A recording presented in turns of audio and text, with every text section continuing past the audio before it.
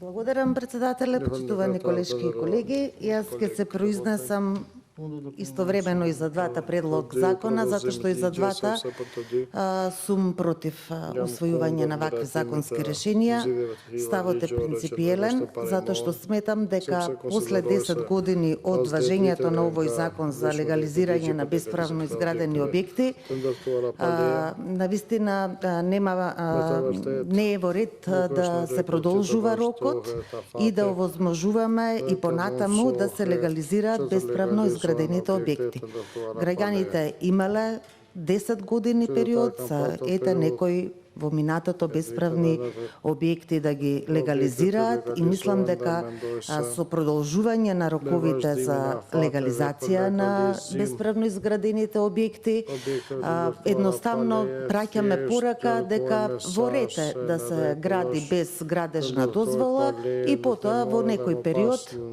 ќе добијат легализација на објектот, што ги става пак во подредена положба и оние граѓани кои што ги почитуваат сите законски прописи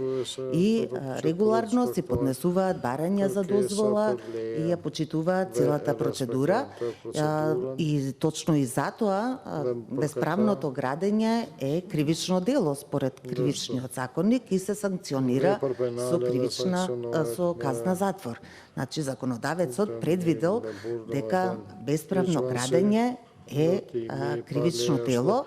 И сега ние со ова постојано, значи во неколку наврати, 2 или 3 пати е веќе продолжуван рокот и не знам до кога треба да се продолжи со легализација на бесправно изградените објекти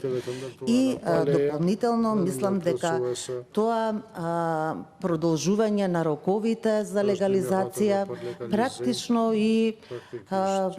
го става како сосема неважно урбанистичкото планирање за кое што ние сите знаеме дека е горлив проблем, особено во големите градови, затоа што ако вие можете да си изградите бесправно објект и потоа да го легализирате,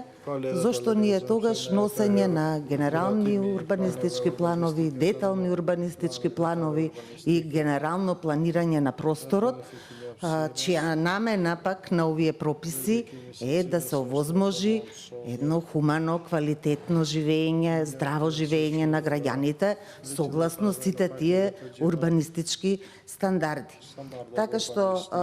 јас нема да ги поддржам ниту и двете овие законски решенија кои што се предложени за денес и мислам дека треба да се најде, разбирам дека има и социјално ранливи категории кои што од различни причини не успеале да ги легализираат своите бесправни објекти, но мислам дека тоа треба да бидат исклучоци и дека треба посебно да се најде решение за овие социјално ранливи категории граѓани, но не вака со законско решение кое практично ја поддржува бесправната градба во државата. Благодарам.